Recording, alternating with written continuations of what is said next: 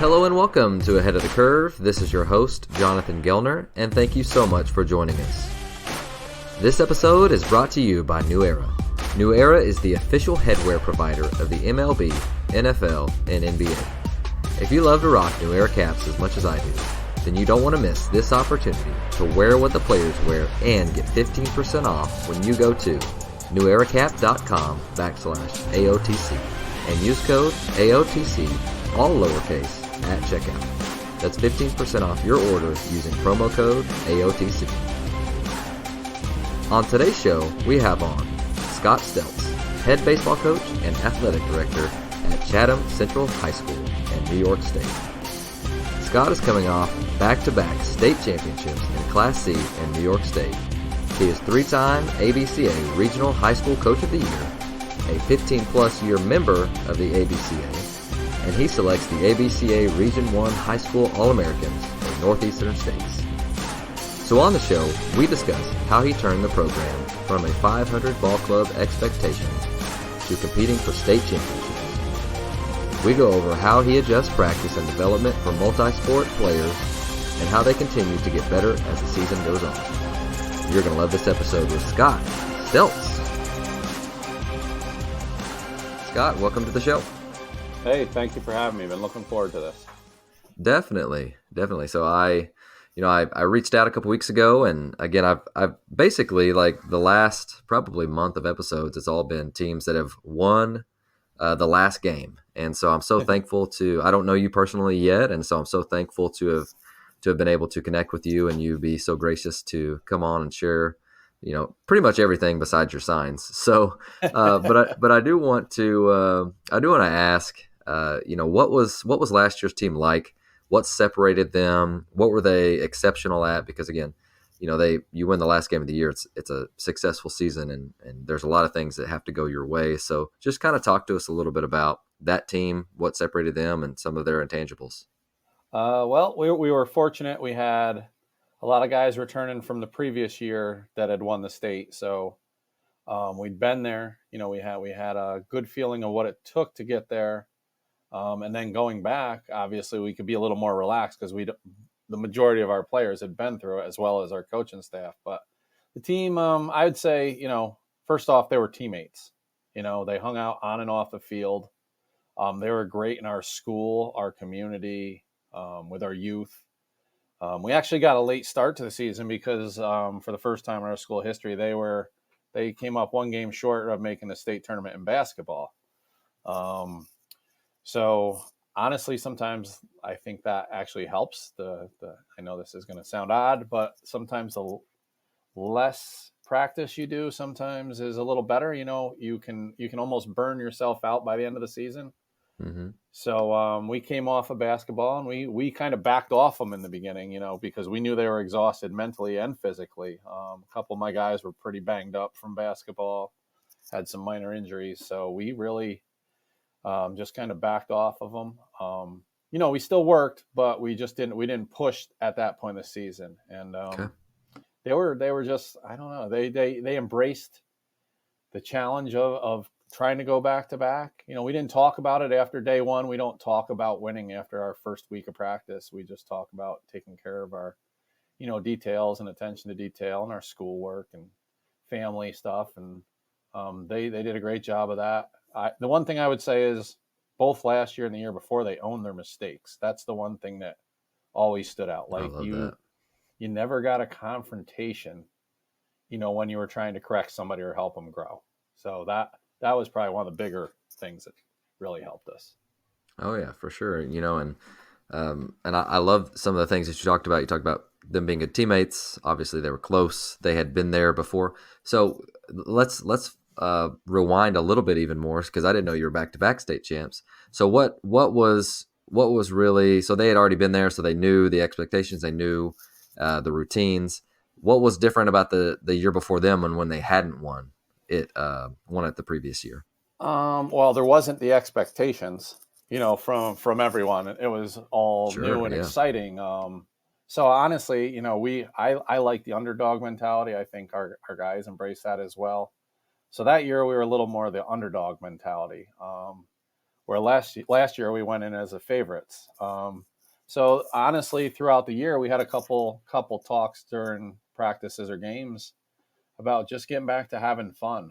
We'd kind of go watch our little leaguers play, and we'd involve them in our practices, and just kind of remind them like we can't guarantee that we're going to win the state championship, but we always are responsible for how much fun we have and what we put into it. And I think every kid, every human needs reminders of that, and they just bought into it. I mean, and they'd get a little sidetracked because of the pressure they were putting on themselves. But at the end of the year, you can't guarantee you're going to win that. So I just didn't want them to go through the whole year as skilled as we were, and if we did come up short, not to have enjoyed their season. So we constantly just look for ways to make it fun and have fun. Oh, no doubt. No, I love that. So let's get into, so now you're back-to-back state champs, and, obviously you're up north. And so I don't know when you guys get your guys. And so I'm sure like in the back of their minds, they're like, oh shoot, now we have the expectations of doing it again after 2 years in a row. Has there been any conversations like that you guys have had with them? For going forward into this year? Yes, sir. Yes. Very few. We graduated. Now we've basically graduated almost everybody from those two teams. I think we have about four remaining guys that, 4 or 5 that played last year, a great deal that have some experience. But the conversation have come up. Same thing. I mean, it's hard enough to win 1, then you talk about 2, and now people want 3. Right. It's almost become kind of humorous to me and a couple of guys. Like when is the expectation going to let up? And Sure. We just enjoy it. I mean, like I tell them all the time, it's a privilege to have people think of you like that. When I got here, we weren't very good, and the expectation would be to try and be 500. So now having that expectation, that's a real privilege. So. Oh, very cool. And so when do you officially, can you like start working with your guys during the school year? So New York State doesn't have too many rules about that. You could hold what's called an open gym, and anyone can come. Okay. You could do those whenever you want throughout the year. We will probably start in late January or February, once a week for our pitchers and catchers. Okay. I don't really push them too much. We're a very small school, so 3-sport athletes are very important to our district. Mm-hmm. So like last night I was watching some of our guys play basketball. A lot of them play football. I would say 2 years ago, 11 of our 13 kids were 3-sport athletes, and last year was probably 10 of them. Okay. Of the graduating classes. So I mean that's a lot for them, and to put more on their plate, I think it takes away from being a friend and being a family member. Mm-hmm. And I just think like we can get more out of them in less time than a lot out of them over a lot of time. Sure, no doubt. And so you start working with them in January. You said a lot of them are 3-sport athletes, so they're in basketball. How do you work around their schedule to be able to provide instruction and arm health while they're playing other sports? Well, we give them guidelines. We give them a long toss program if they want it. Also, some of them are training. Don't get me wrong. Some of them are going to facilities and training, during the week. For our kids that don't play a sport in the winter, a lot of those guys are training on their own. But I truly feel like the more voices you can get, the better you can be, right? As long as they're giving you the right information. And I'm not arrogant enough to think like I know more than the next guy. So I constantly some of my players are home right now for Christmas break, and I'm already harassing them for, did you come up with any great drills that we can implement? I love that. We don't really force them into anything. We kind of just, as long as they're in the weight room or they're throwing a ball or swinging a bat and they're doing something, that's good. That's good for us. And then, but when we get into preseason, we do get after it. We really tighten it up until the games start. So, and that's a fun time for everybody, because they're not burnt out from getting up early and before school and working out, and Mm-hmm. all that. So it's on their own schedule. They get to work their side jobs. Some of them do that. So it's definitely, I know it's probably a little different than most coaches do it, but I've found over time that it's just better to have them ready to go when we're hitting sectionals than tired of playing. Sure, no doubt. So, with that, let's talk a little bit about, you mentioned that when you got the job there, when was that? Oh, 1990, the fall of 97, 90, yeah, Okay. the winter of So you've been 97. there, 1 or 2 Yeah, I've been years. here a long time. And you said the expectations were, fairly low. So how did you buck that trend, and how did you get them to believe that they could be more than that? And what were Well, your first steps in that? like any young coach, I thought I'd just come in and tell them, and they would just say how high and how fast and how far do I jump and Sure. run. It took me a few years to figure that out. Yeah. And then from there, it was just a lot of self-reflection. I do like a weekly kind of little, now it's in my phone, but I used to keep notes of what I did well, what I need to improve, what should I stop altogether. And it'd be, I wish I had all those things still available to me, because I'd love to see what I was saying to myself the first few years. But a lot of trial and error. And, honestly, the one, I'm sure you can attest to it, but the one great thing about the baseball is the community. Like the coaching Hmm. community is just amazing. You can ask any coach and they are going to help you, and you don't always get that in other sports. Like you said, everything but signs. You give everybody Hmm. everything except their signs. So just, reaching out to people, kind of emulating some people that came before me, and lots of conversations with the guys around me. I was always raised that you can learn something from everyone, and it's better to be the dumbest guy in the room than the smartest. So try Sure. to get in rooms with bigger baseball brains. Sure, no doubt. And you went back, and was there ever a turning point that you saw that you were like, okay, we're finally getting this ball rolling in the right direction? Like, is Yeah. there a point that you really remember that? Yeah. I would say about 5 or 6 years in, we started there was a bunch of young teachers and coaches in the district. And I also became the athletic director. So I even had more input. Um, but we started to work together instead of pull the kids away from each other. And then there was like a culture shift as far as athletics went. And we became much more competitive in everything across the board. And once you get kids that like to compete, they'll compete. You can throw out a kickball and they'll compete. And I think that was it, just getting them all to understand that we're all in this together and get the community back behind us. And the coaching support around here was fantastic. Hmm. And I think that's what really changed. I can't say it was just something I did. I think it was definitely a group effort. Even, I'm blessed. Most of our administrators, as far as in the high school, have been sports people, and they've been fantastic and super Hmm. supportive. Oh, for sure. I bet. Now, how big? So you talked about the small community. What are we talking about class size wise? Well, when I got here, it was about 135, and now it is about, I would say, 65 is the average for a class. Oh, wow. Okay, so Yes. really small then. Okay, Yeah, we're outside the interesting. city a couple hours, and it's become a destination for people from the city for second homes, and so the Oh, taxes have cool. went up, and not as Uh-huh. easy to live here as it used to be. So, yeah, our class Okay. size has definitely diminished. Yeah, and you see, like, I think you guys are what, class C. So I Yes, don't know how that translates to each state and divisions, and so I was curious about that. So you probably have very few pitcher onlys, and you've got guys that play just literally everywhere. I don't think we have a pitcher only. Okay, Yes, perfect. and yeah, you know what, we everyone plays multiple positions, whether they like to or not Hmm. sometimes. Sure. But I believe that makes them a better baseball player too. I was going to talk to about it later, but some of our drills is you just jump in and you don't play your position, but you still have to execute the play. Hmm. So my lefty first baseman's at third, or he's behind the plate. Actually, my catcher for the last 3 years was left-handed. Oh, wow. um, Okay. and the first couple times you get you got a lefty catcher, Uh-huh. and then I'm like, just wait, and then he throws one of their guys out, and they're like, oh, you got a good catcher, That's awesome. who happens to Yeah. be left-handed.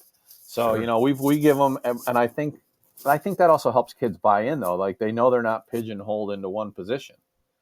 Uh-huh. So, like my lefty, he ended up at first base because of an injury to finish out the season, but he was my catcher for 3 years, and he was one of the best in the league. Yeah, And that's interesting. most coaches would, because of the stigma, wouldn't even put him back there. Did they catch before they got to you? He had some catching experience, yeah, and he loved it. He loved the pitch calling and all that stuff. I mean, he was fantastic back there. Sure. I do still think we lost a couple calls just because of the way it looked getting framed on the outside corner, but sure. the umpires say no. The umpires say no. Yeah, exactly. And yeah, so we've got a couple lefties who like to catch bullpens, and I'm like, it looks way different. They love to, Yeah. like, they love to catch bullpens, or they even have their own lefty catcher's mitts that they bring to practice, asking to catch bullpens. It's really funny. That's but great. I'm like, yeah, it does. When you watch baseball enough, it's like it is almost like an optical illusion. It's like a mirrored video that you're like, oh, that doesn't look quite right. It's like Mike Trout hitting left-handed. Yeah, the first couple pitches of every game, I'm like, Yeah, that's funny.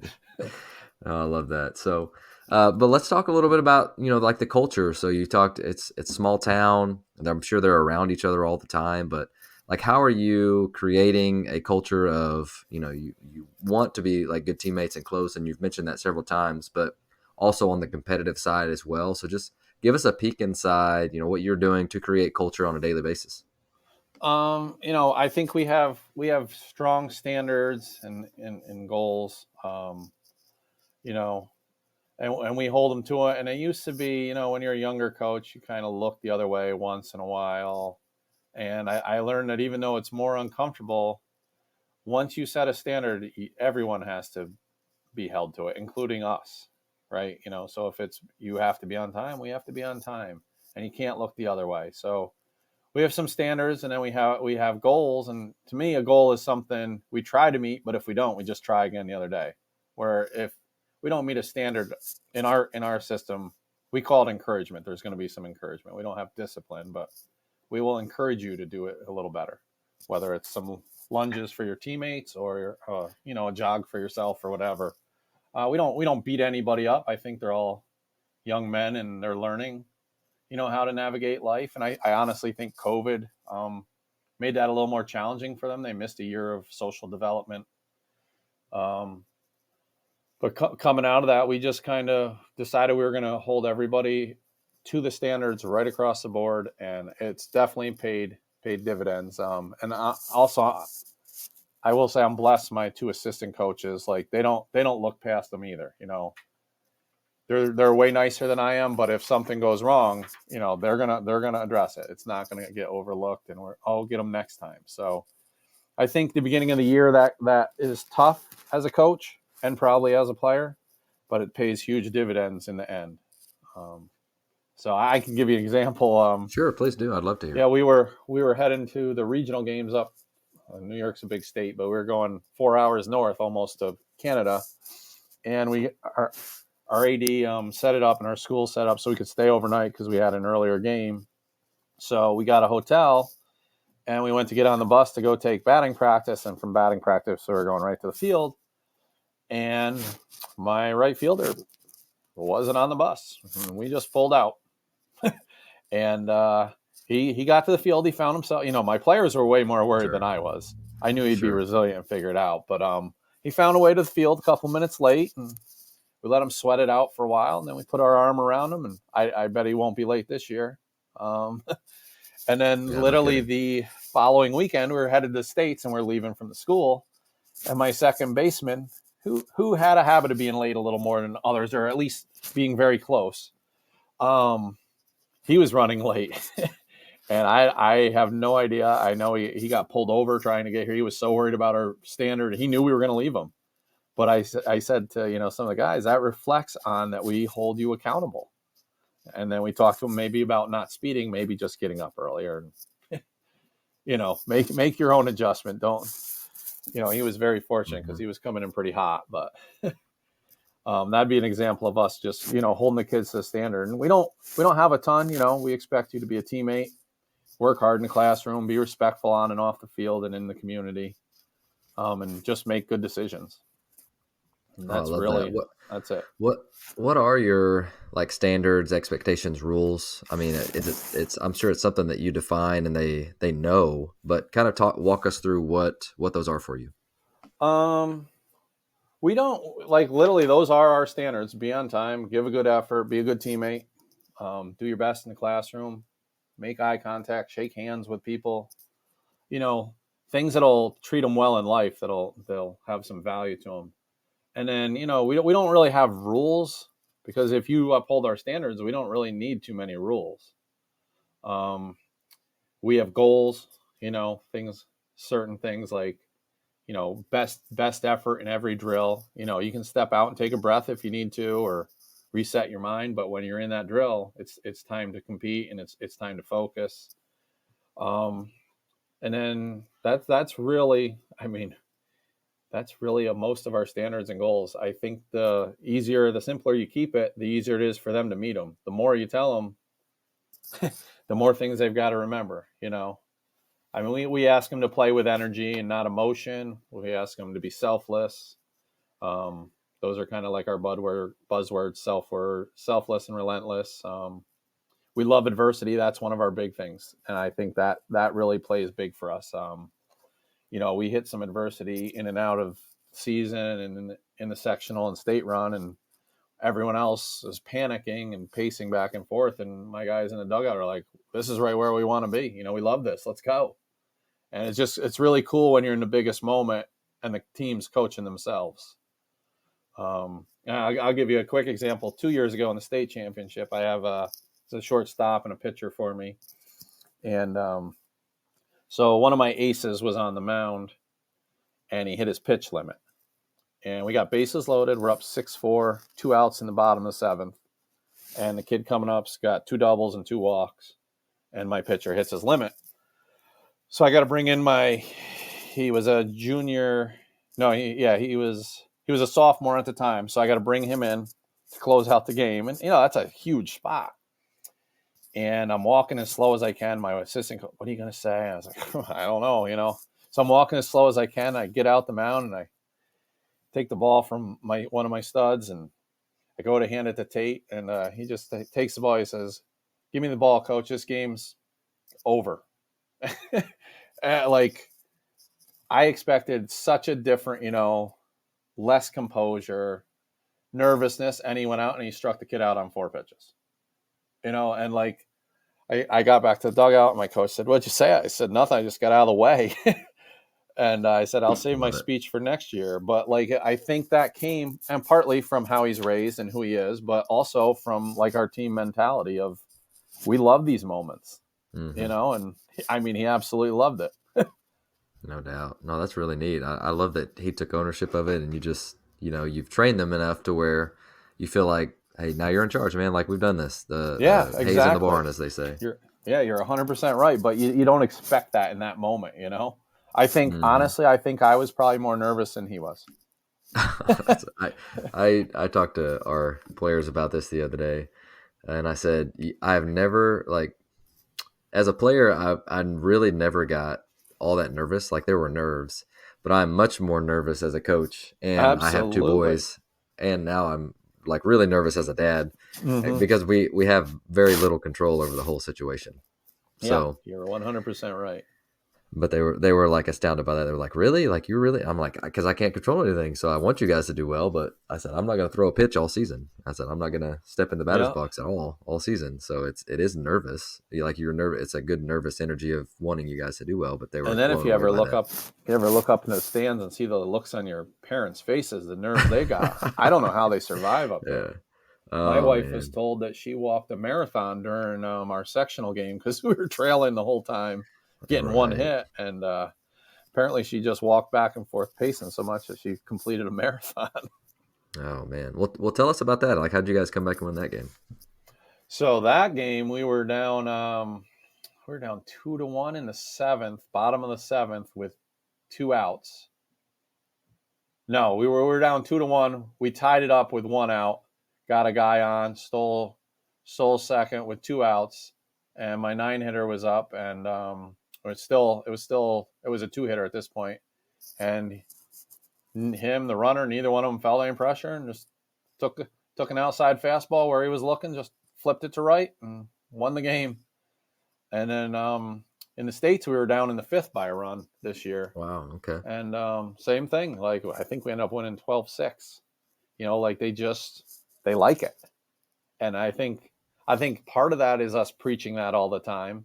Sure. But you can't really always recreate that. You can't put them in that situation. So the best you can do is probably put it in their mind. But a lot of it comes from them just buying in. Sure. When you have athletes that buy in, boy, coaching's pretty easy. Right. Well, and you mentioned having multiple sports. They had just come off, going to the state tournament or a state championship in basketball. And, I worked for a coach. His name is Bill Blankenship. He's a Oklahoma Hall of Famer. Awesome guy. Yeah. And we won a state championship, and like getting off the bus or like later, we had a couple football players that played, and he was like, I love to see that because success is contagious. And I was like, okay. Yeah, you're right. And so I'd always so I've started, and it's interesting too, because you start to see when people have success, they have belief, and when they have belief, that breeds confidence. Confidence obviously can put you through the roof. But it's like, I'll start going to other places to kind of see, and there's always, especially smaller schools, there's always like sections. It's even boys and girls sports. Like there's years where there's several trophies, and then there's a couple years where there's not, but it's almost always like grouped together. So it's so interesting. Yes, you're right. We saw that with a lot of our programs here as well. We've had some good football programs, and it went on forever. But then all of a sudden, the expectation became, oh, we're just going to win. The players and the parents didn't realize the work that those groups had put in. So then we fell off. Then we started working again, and it comes back. But you're right; it does breed itself, right? It just takes care of itself a lot. Right. Exactly. Well, let's go ahead. So you guys, you've got multiple sport guys, and you're going through a lot of different fall. They're probably playing football, other sports, and then you get them in January. So kind of walk us through. Well, let's walk us through when you really do get a full team, what you guys are doing, and then how you manage. Because let's say you start, there's several guys that are still in basketball, and what are you guys really focusing on earlier in the season, and then how do you win that time, and what have you felt like because you talked a couple times about you want to do less but do it better. You want to do it better, but taking not as much time. But what does kind of your preseason structure look like? Well, it's weather dependent up here. If we're inside, we're gonna get a lot of reps swinging, a lot of live arm off the coaches. We'll have 3 L screens in a cage, so they're just rotating through. And then we'll do a lot of bullpens. And then when we get outside is when we kind of try and implement our defenses.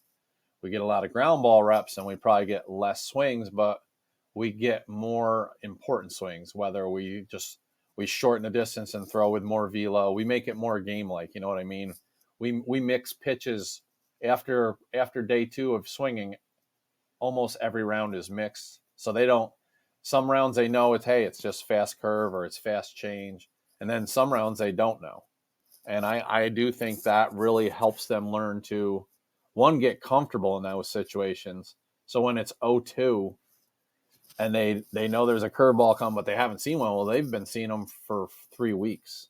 Even in BP, game day BP, they're seeing breaking balls. Now, we're getting up there in years, so our breaking ball is not sharp, but it's still spinning, and it helps them recognize that. Sure. We don't have a lot of bells and whistles here, but we don't have the fancy machines that a lot of the guys on your podcast talk about. I'm jealous of, but we just do our best. We try to not have people standing around.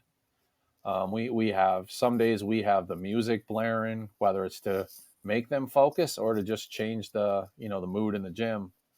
It depends how long into the season we are. Some years our first couple games are canceled and we don't even get on a field until like the end of the first week of April or the second week. And we haven't even been outside. There's been multiple years where I've played 4 games before I've practiced outside. Wow. So that is a challenge, but at the same time, everybody's facing that challenge. So as long as we feel like we're doing it as good or better, we should be prepared. So. Right. Yeah, no, I really like that. And so when is like, so let's say basketball season ends, what date is that? And then when do you guys have your first game? Like, what's the gap between the two? So basketball, usually we compete. So we're usually into the last week of February, first week of March. And then baseball will always start on the second Monday of March. And then the season, our scrimmage will be the last week of March.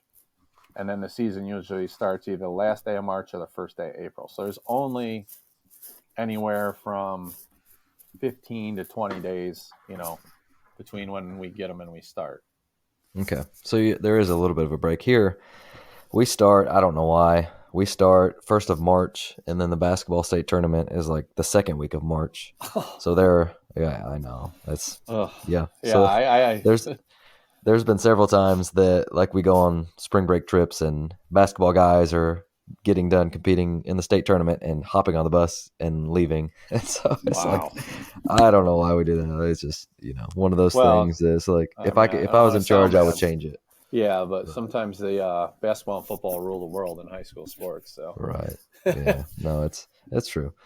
So with that, like, how many games a week are you guys playing? And yeah, that'll lead me to a couple more questions. But how many games a week are you guys playing? We usually play 2 to 3 league games, and then we'll play 1 or 2 non-league games. So okay, we max so you're playing out most days. Yeah, we max out at 20 for the season.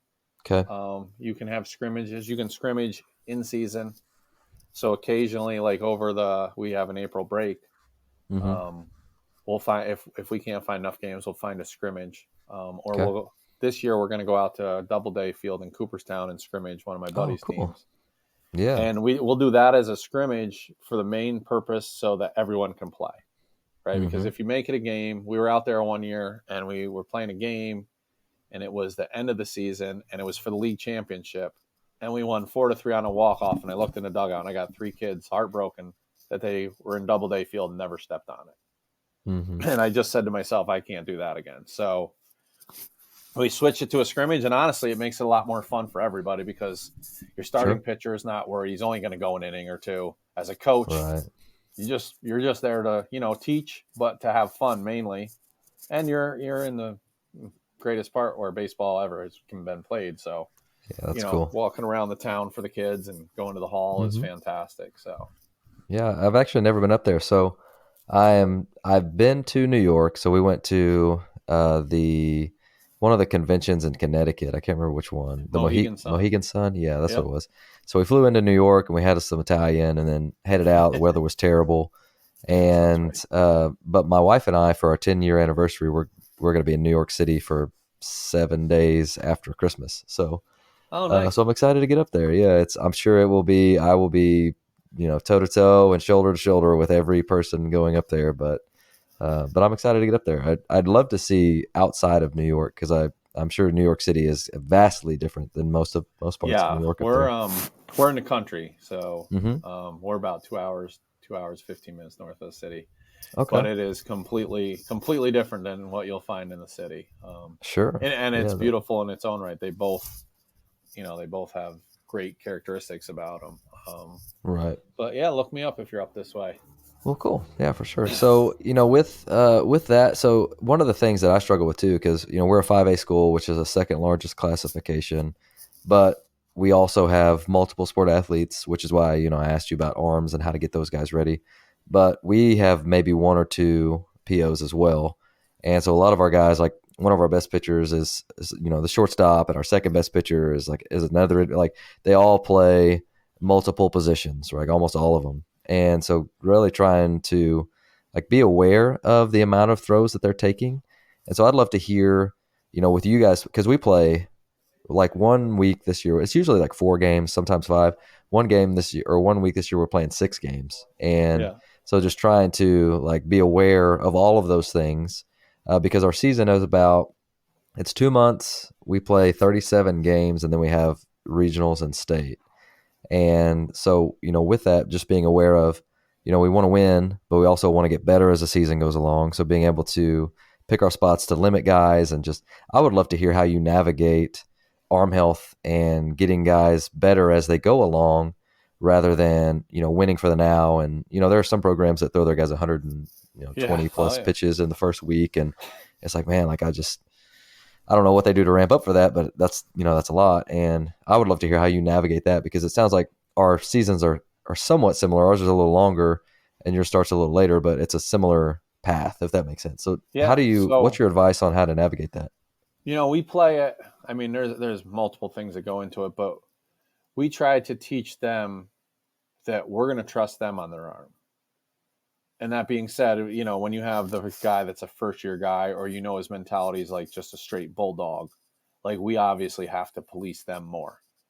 But we also explain, if you want to pitch at the next level, you have to take care of your arm, because when you get there, no one's taking care of it for you. So we have what's called like green, yellow, red. So when we go to practice, they can just say, hey, coach, I'm a yellow.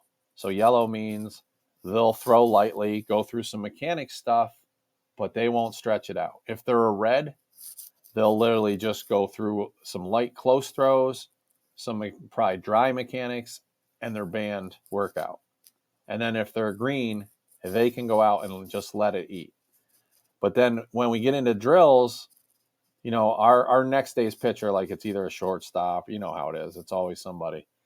We'll limit their throws. So if they're playing the next day, like if they're on the mound the next day, they're probably going to be limited to about 8 to 10 max effort throws from their position.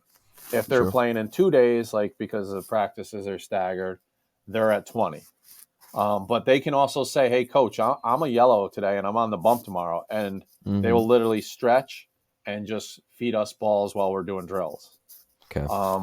And for the most part, that's worked out. I hate saying this all the time, but I've never had a serious arm injury.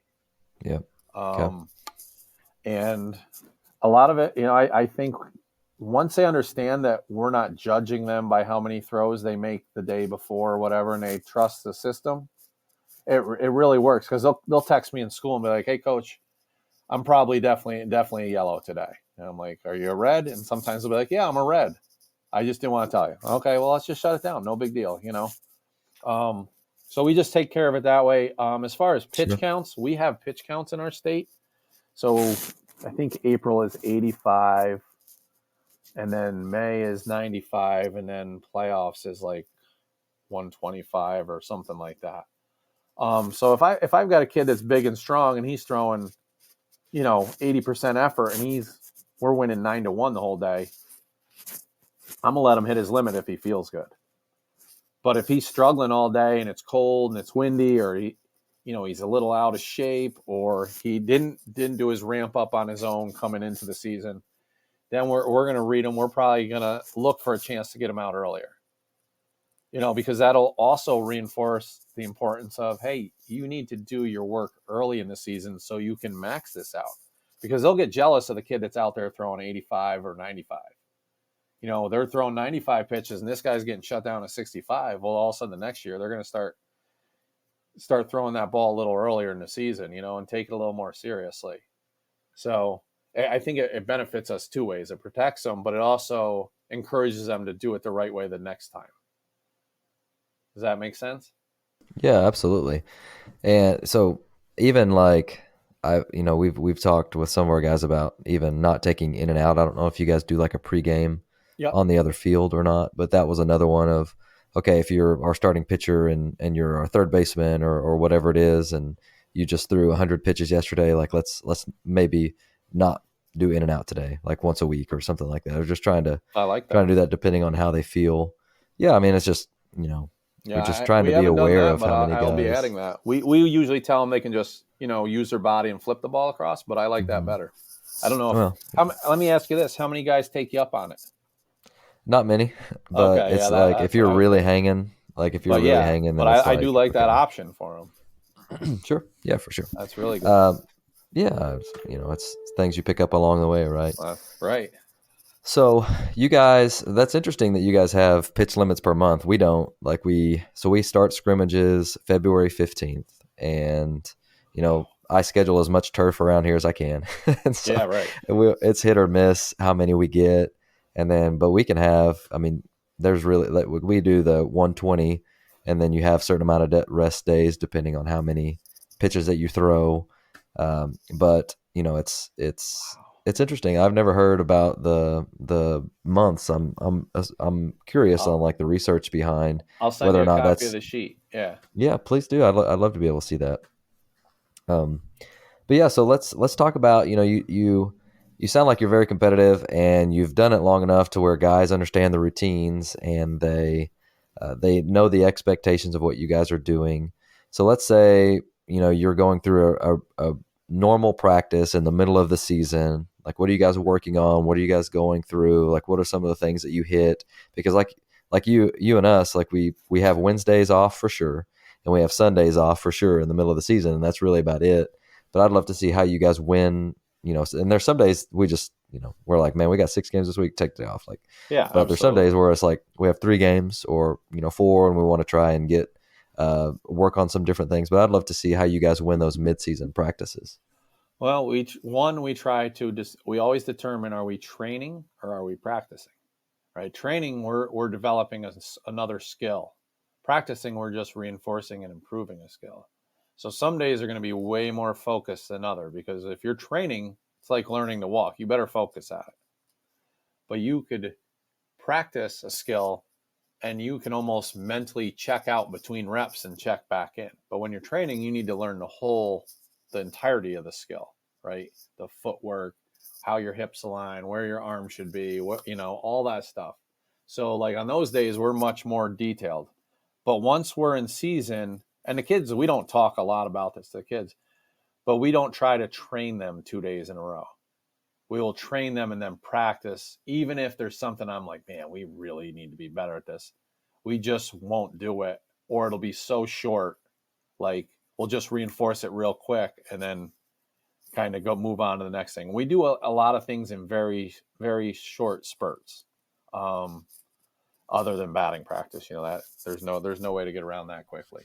Sure. But we usually try to hit a minimum of five different things each training or practice, whether it's defenses, bunt defenses, base running, communication, pop-up communication. We usually have some team oriented, then we go into like skill, like position specific.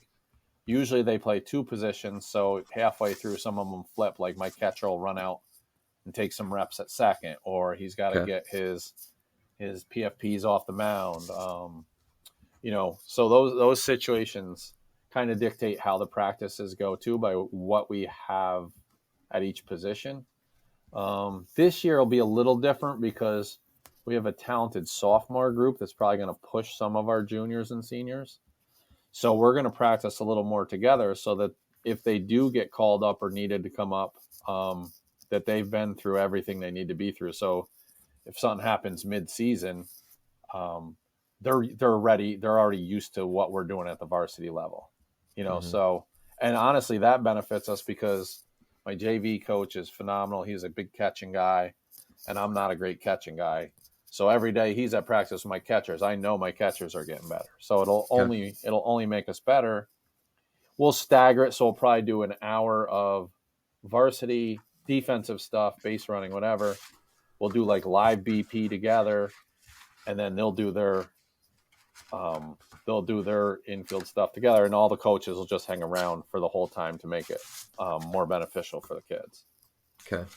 That was the next question I was going to ask. How many players do you have in your program, and then how do you practice them? Because right now we've got, with basketball and wrestling guys, we've got about 32, which we'll have about 40 after those seasons are over. So just understanding we've got one big field, and then we've got cages behind, but there's not a lot of space around us. So we've been trying to do a really good job of like utilizing space where we're at, because I don't want to practice them completely separate, because then you're here like forever. But also, I think there's a lot of value in practicing them sometimes together, because then they get to see how the older guys do it. So trying to balance that Absolutely. is not necessarily easy, but I'd love to hear like your process of how you guys go about what to do and when. So sometimes, especially early, like the preseason, we'll bring 2 to 4 JV kids up for a day or two. and then we'll rotate the next 2 or 4 up, and the other ones will go back down. So everybody's been through it before the season starts. And then we have a field house that we get to use 2 to 3 times a year that we rent out. We'll go there, both teams. We carry between the 2 teams probably 35, 37, depending on the year, with the JV numbers being much bigger. But we share space, like you say, it is very tough to navigate, and like you don't want to be there all night. So we try to get the most reps. So if we're hitting in our gym, we literally have 3 L screens lined up across and a cage, and then on the back side of the cage is tees. So they're not standing around, and we'll hit. Like when we're inside, we will hit for an hour and 15 minutes before we go into our bullpens. And it will just be swinging.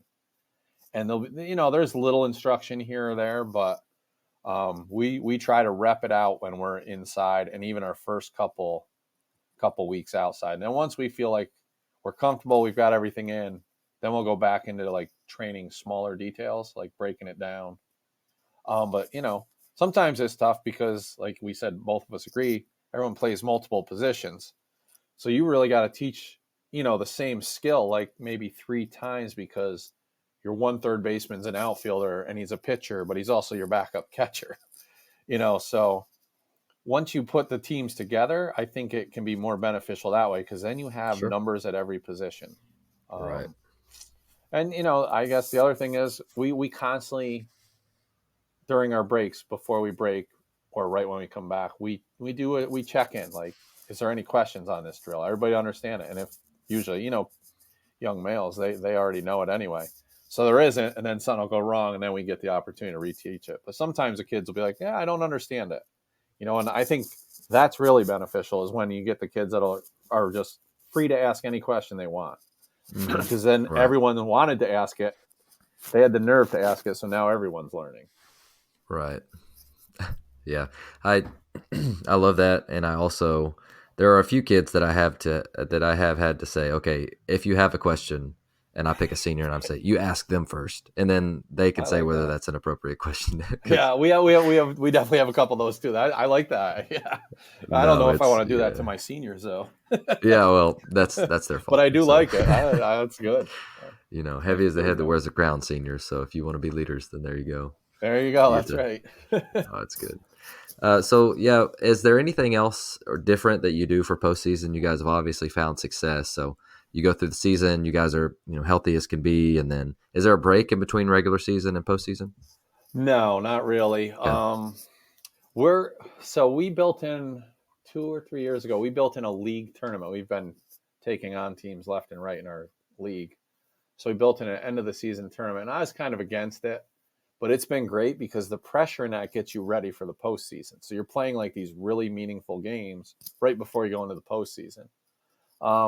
The difference in our approach is we start kind of training less and just encouraging and practicing more.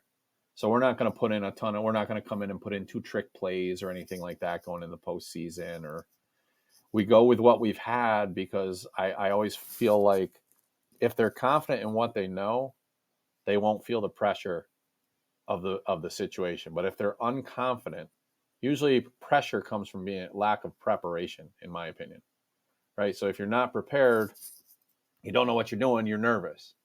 But if it's just everything we've done and we're just reinforcing it, now it's in a fun manner, we're loose. I mean, we still hold them accountable. You got to get this many right before we move on. But we're not going to get all over them and yell at them and all that, right? We're going to be, as soon as we get to the postseason after the first game, we just become their biggest fans, really. Obviously, if they're not hustling, that's a whole different situation. But if you got guys that aren't hustling in the postseason, they probably shouldn't be on the team anyway. So, right, and don't be late for the bus. Yeah, right. I mean, we still have our standards, right? You can't be late for the bus. Sure. One of the things I've found has really helped us. I think it's more of a guesstimation, but we teach them to be really grateful heading into the postseason. So they have to pick a teacher and give them their alternate jersey, and they have to explain why they like them and why they had an impact on them face to face. And that has had such an impact on our players. Like, I just thought it was a cool idea. I didn't realize like how profound the effect would be on our players. But I feel like it relaxes them. It creates Sure. a school environment where our players are appreciated. Uh-huh. But our teachers also feel really appreciated. Right. And like it's been really cool with that thing. I've Uh-huh. gotten some really nice letters from our teachers. Like, I didn't even know this kid liked me. Oh, that's cool. Like, but then that teacher shows up, drives 3 hours to watch a state championship, Uh-huh. and the kid, like, we're getting ready for a state championship, and my kids are picking out what teachers are in the crowd. Hmm. And to me, Sure. that means we're ready. We're relaxed. We're not even Sure. paying attention to their IO. They're like, oh, Mr. Pearson's here. Oh, no way. And that is just like really cool. Right. Yeah, we did. So our football team does that, which is cool. I got picked one time, and I will tell you, it's like today's football jerseys are massively tight, and I was like, yeah, this is interesting. So, but with that, so what we do too along those lines, because I think it may have an impact somewhere, but we do a senior teacher first pitch on one of our games, Oh, and so nice. Yeah. they get to teachers obviously get in free, and they get to come to the game. And as they're walking out with the person who picked them, they get to read on the loudspeaker why they chose this teacher and the impact that they had, and then they get to throw out the first pitch. The player signs it for them and gives it to them. And I didn't. I I'll thought it be was adding that one cool. too. That's great. Oh, thanks. But I steal all of my stuff from Yeah, we somebody all else. do. It's not But stealing because we're all willing to give. right, true. I like that. But I didn't know. I thought it was really cool. But then you like walk around and all of those teachers have their balls like in their their bookcases or stuff at school, and it is really neat because they take care of our guys a lot. I know that we have some teachers that are like to hammer athletes, but a lot of them want to see them succeed, and they want to see, and it's really neat to be able to let them have that opportunity to share that moment with them, which I think is really cool. Yeah, that takes it up another level. I like that. Well, cool. Well, let me know how that goes for you if you guys decide to do that. No, it's done. We Oh, decided. cool. Cool. Nice. So I've got a couple quick hitters for you before you go. And, before I do that, I just want to say thank you for hopping on. I know this, middle of the day and it's December and we've got winter break coming up. And I'm thankful that you carved out some time to share so much with us. And we heard your bells, so you even took, like, I'll tell the guests, you took a planning period, or you took a personal leave just to be able to do this and share with us today. So thank you for that. Well, But my pleasure, yeah, man. I look up to you. I listen to all your shows. you. They're fantastic. I Thank just got onto them a couple months ago, right before we connected. Oh, good. I'm about Already halfway looking. through all of them now. No Automobile way. University is Man. working off really good. Well, hopefully they've gotten better as I've gone along here. Oh, they're fantastic. Well, I started from the end, and I'm working my way back. Oh, okay. So they'll probably get worse as you go along. Yeah. Actually, they might be. I don't know. I'll let you know. Sure. No, that's funny. So with that, what is one drill that your players love that we can steal from you? I've probably got a couple, but my personal opinion is our double play drill. Basically, we put 4 minutes on the clock, and everybody plays a position. If you're an outfielder or not, you play an infield position with a minimum of 2 at every position. And then we just have 2 fungos going, and we're just turning as many double plays as fast as possible. And some days we'll beat the clock. So if like 4.3, it counts whether you bobble or not. Some days we play no bobbles. Some days there's no clock. And then we'll scramble it. We'll either try it again or we'll scramble them and let them pick another position. And that's always fun. Then you got some guys out of position trying it. But they compete, and we're not counting out loud. So they think they're counting in their head, but they don't know we have a coach judging it, a coach timing it, and then 2 coaches fungoing.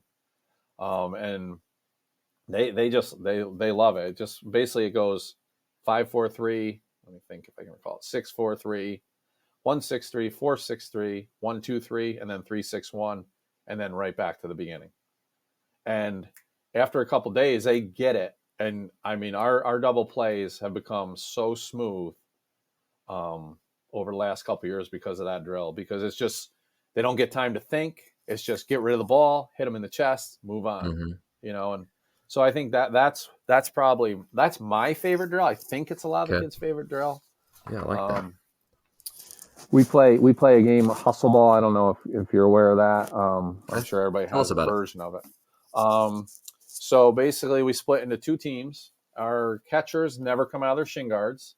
We have usually it's a coach throwing. Once in a while, if we have arms, we'll make it live. But with the coaches throwing, we can put the ball where we want. Our base runners get a free steal attempt every time. They get one free steal attempt. If they get thrown out, they have to go back.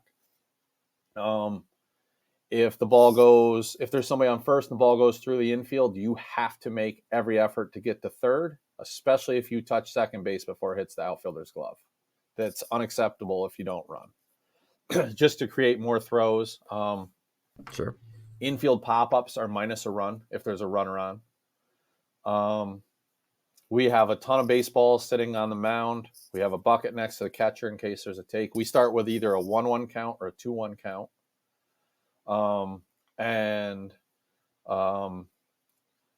If we don't, so there's a runner on third, less than 2 out, and we don't get them in, they lose a run.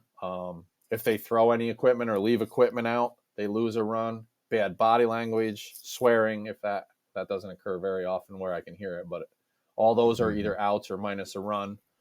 They have to learn how to organize their gloves with the person next to them in the dugout so that there's 30 seconds between innings and 10 seconds between batters, no exceptions. Okay. So if you're not in the box, I'm throwing a pitch, and wherever the catcher catches, it's strike two.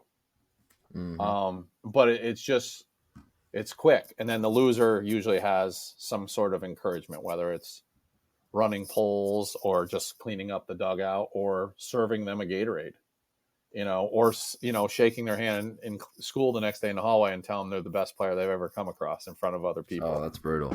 Just simple little things, but it's really fun for the kids. You get a lot of reps. You can set up situations so you can play every inning in a hit and run. You can play just to start the inning with a runner on third. Whatever situation you want to emphasize, you can either do it the entire inning, or you can just start the inning with it. Right. So it's really fun. And if you have smaller teams, you can split the teams up into like teams of 3 to 5, as long as there's 8 or 9 guys on the field defensively. So Okay. that's a really fun one. Yeah, I like that a lot. One of the next ones is and this this goes back to we'll start with this one first. What is something that you've learned lately that has made you a better coach? Probably that culture beats strategy. That I would say, if you have a good culture and everyone buys in, everyone believes, you can beat teams that are way better than you. Because they're so bought into each other and trust in the process that they just don't get fazed by the moments. Like I said before, we always say adversity is our advantage. So when we're in a situation, we love it. And that's what, I say, that's what they say. And I think that plays a big thing. When you're young, you think, I got to have 6 first and thirds and 5 bunt defenses and 4 pickoffs. Nah, what's the percentage of those things that come up? You're wasting all these times implementing them. They don't happen that often. Then when they do happen, you butcher it because it's only happened twice all year, So why not just have 1 bunt defense and 2 first and thirds and teach kids to just be competitive? I think that's the biggest thing I've learned is your culture is more important than anything else. Sure. And then finally, what is one thing that you've implemented in your program, again, and you can add multiple, I won't take off points, but what is one thing that you've implemented in your program either early on or lately that's made the biggest impact? That's a good one. I guess I'd say just self-awareness and personal responsibility, making sure the kids understand it and do it on a daily basis, because it heads off a lot of the problems you're wasting a lot of the time on, off the field, right? Because they fall under those 2 umbrellas. So instead of having to manage it before practice, a conversation, and halfway through the school day because this kid is now failing, it just falls back to, did you take care of your responsibilities? because that's one of our standards. If you didn't, okay, don't come to practice. Let us know. Have the teacher write you note when you're caught up. We'll see you then. And it puts it back on them. But it only takes a couple of times for them to buy in. And then we can all be more focused on the field, because in the back of their mind, like, coach is going to kill me. I'm failing. I haven't told them, all the things that go through teenagers' minds. So just teaching them to have the responsibility for it, I think it not only helps us and me, but I think it helps them as like individuals. Does that make sense? No, absolutely. And so what does that conversation look like? So let's say, so I've got, inevitably when you get freshmen in, there are expectations that they had not been placed on them before, right? Especially Correct. in the classroom, being a student athlete. And so like one of the things we do, we make them, do some conditioning as a punishment, just mainly trying to change their behavior. Sometimes that works. Sometimes we will assign them study hall, or a lot of times we will assign them study hall. And then, if it becomes a problem, then we make them sit out practice and go sit in the stands and do homework while they watch the rest of us practice, which sucks. Yeah. But I mean, we're trying to change their behavior. So what does the conversation look like for you? Like, let's say you've had a kid on the ineligible list for, let's say, 3 weeks. What does that conversation look like? Well, I mean, each kid is different, but I would say it depends on the kid, but it really comes down to, what are they trying to accomplish? Like, do you want to be a kid that just plays baseball and not be good at anything else in your life? Because baseball is going to end between the ages of 18 and 25 for everyone, except for a rare few. So if that's the case, what's your plan when you're done, right? Because if you're not taking care of your responsibilities, then we're talking about habit building. If you're not building the right habits, when you're 25, baseball's done, or 22 or whatever, you've built the wrong habits. Now you've got to make all these changes. So one, we're trying to teach you to build the right habits to be a more productive member of society, your team, your family. We say all the time to them, like, guys, like, if it doesn't impact you in 10 years, it shouldn't impact you majorly today, right? Know what impacts you as to what's just a passing moment. There's a big difference. We're very like you, but instead of calling it discipline, we call it encouragement. And instead of it being individual, the individual will do nothing, because the coaches had to take the time out of their day to talk to the teacher, the principal, the student, the parents, right? So that time affected how we could get ready for practice. So we're going to encourage you by you watching your teammates. We call them jump lunges or run. Oh. And you just sit there and they do it. And every time someone's late to school, the amount of time we do the jump lunges for doubles. So it goes from 1 minute. 1 minute's not a big deal, really. It's not. I'm out of shape and I could probably make a minute. 2 minutes is a gut check. 4 minutes is like torture. And it's not only torture for the guys that are doing the jump lunges, it's torture for the guy that's watching that created it. And we let them sit right in the middle in a chair in the gym while their friends are doing jump lunges for 4 minutes. And they turn into barely movements by about 2.5 minutes. And then he has to shake their hand and tell them why either he's apologizing or what he's going to do to change so that they don't have to do jump lunges anymore. Ugh, and usually brutal. It is brutal. We haven't been past 4 minutes in probably 10 years. Well, good. Yeah. Because I'm telling you, after the 2 minute mark, those seniors get them in the locker room, and I don't go in there. That's not my space. As long as it's clean, that's not my space. And I'm pretty sure they're encouraging them to either be on time or take care of their schoolwork. So I love it. It kind of manages itself. I know it's not always super popular with the parents, but I will say it is extremely effective. Right. I mean, it's a lot. And that's what we got to get to, right? As coaches, we've got to get to a point where we can coach our kids every day, not always be focused on the outside factors. Right. And a lot of it is effort. Like, if we're being honest with high that's school. All it is, right? That's all it is. Because I don't know about your school, but in our school, you can't be failing if you're sitting in class and giving an effort. You can be failing the class, but they can't make you ineligible. Right. So, like, when they become ineligible, they're really basically, they have to come tell us, I haven't done anything. I have not tried. Because if you're trying, the teacher will not put you on the ineligibility list. Sure. or they'll let us know, hey, like they're close, but Mm-hmm. you know, and we also send out a letter at the beginning of the season, as soon as the team is picked to all the teachers with their names on it. And we let them know our expectations of our players and that they should communicate anytime any of those aren't met, whether it's manners, timeliness, effort, or grades. Just shoot us an email and we'll encourage them. And, you know, some teachers might take a little advantage of that. You know, oh, Johnny left and blew his nose twice today in class. Mm-hmm. But I'd rather know that he's leaving class a bunch of times than find out when he's ineligible. So I think that all pays dividends in the end. It's a little to police in the beginning, but it's definitely worth it. No doubt. Well, Scott, I appreciate your time, man, and I want to give you the opportunity to talk through anything else that you'd like to say. So I'm going to mute myself, and is there anything else that you'd like to tell our listeners before you go?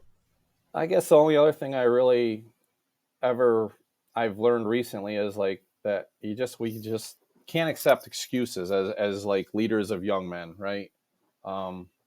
It's really an excuse is just really an admission that they didn't fail to prepare properly. That's what an excuse is. So we try to teach them up front, like if you take care of the preparation, we will always have a good, competitive, fun season. But they are young men, young boys. Sometimes they have to be reminded. But I think, like we talked about culture before, one of the biggest things about culture is not allowing excuses, right? And then getting them to buy in the process over the wins, right? Wins are great in the newspaper, but I couldn't tell you most of the teams I've beaten or this, you know. Like, but I can tell you the bus rides, the memories, the conversations, those things matter more. So as a young coach or any coach, when you realize that, if you can build a good culture, you're going to have a good season. Wins or losses, really, usually you come out on the winning end, but they don't become as important. I don't know if you know Coach Deggs, but I listened to him a long time ago talk about being transformational, and that one really resonated with me. And that was probably what flipped me. It was making the change to be more of a transformational coach than I think he called it a transactional coach. Thank you so much for listening to Ahead of the Curve. If you would do us a huge favor, leave a rating or review wherever you are listening. And if you enjoyed this episode, share it with someone and tag us on social media. That would help us so much with growing the show and helping others to stay ahead of the curve.